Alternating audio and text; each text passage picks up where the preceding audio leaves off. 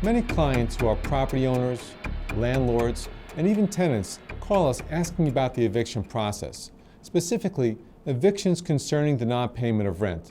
So we have taken the time to briefly outline the steps in a non-payment proceeding in this video.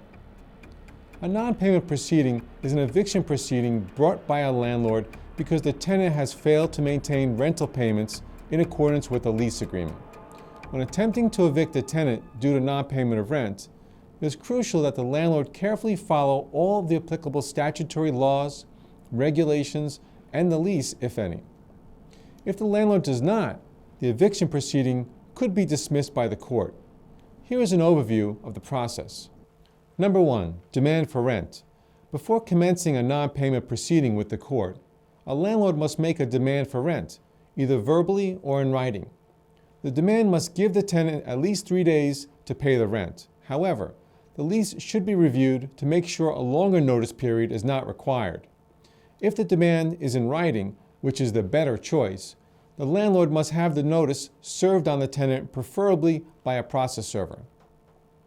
Number 2, choose the correct forum. Before starting the action, it is important to choose the correct court. The court in which the landlord should commence the action will depend on where the property is located. Non-payment proceedings can be brought in local housing, city, town, and village courts depending on the specific area.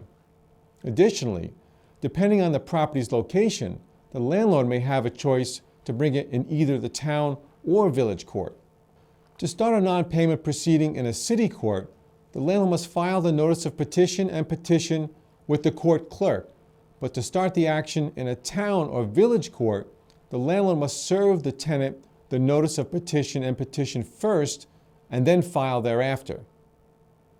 Number 3, notice of petition and petition. In eviction cases brought outside of New York City, if the demand for the rent has been served and has expired without the tenant paying the rent, the landlord can start the eviction proceeding by drafting and filing with the appropriate court and/or serving the tenant with the notice of petition and petition. The notice of petition informs the tenant when he or she must appear in court, and the petition gives the reason why the landlord is evicting the tenant. The tenant must be served with these documents at least 5 days, but no more than 12 days before the court date included on the notice of petition. Number 4, first court appearance. For cases brought outside of New York City, if the tenant fails to appear, the court will either adjourn the matter to another date or enter a default judgment granting a judgment and warrant of eviction. The court will also grant a judgment and a warrant of eviction if the tenant appears and admits the claims in the petition. However, if the tenant appears, denies the claims in the petition, and asks for a trial, the court can immediately proceed with the trial if the parties are ready, or the matter can be adjourned for a later date. Number 5, the trial. At trial, both parties submit their evidence to the court to support their claims and refute the opposing parties' claims. If the court finds in favor of the landlord, it will issue a judgment and a warrant of eviction, but if the court finds in favor of the tenant, the case will be dismissed and the tenant can stay in the apartment. Number 6, judgment and warrant of eviction. A judgment and a warrant of eviction are the required legal documents that must be signed by the court in order to legally evict the tenant. The landlord must submit a proposed judgment and warrant of eviction for the judge to sign. The judgment orders the tenant to leave the premises or pay the landlord any money owed. The warrant of eviction is the court order permitting the physical eviction of the tenant. This warrant must be given to a marshal who will then serve it on the tenant along with the 72-hour notice to vacate the apartment.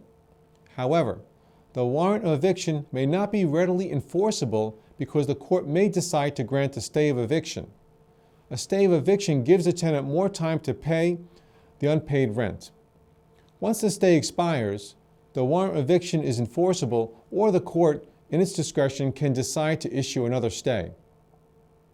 Number 7, the marshal. Only enforcement officers such as the marshal can legally evict a tenant by serving the tenant with a warrant of eviction and a 72-hour notice to vacate the apartment. Once the 72-hour period has expired and the tenant does not vacate the apartment, the marshal will be authorized to physically evict the tenant from the premises.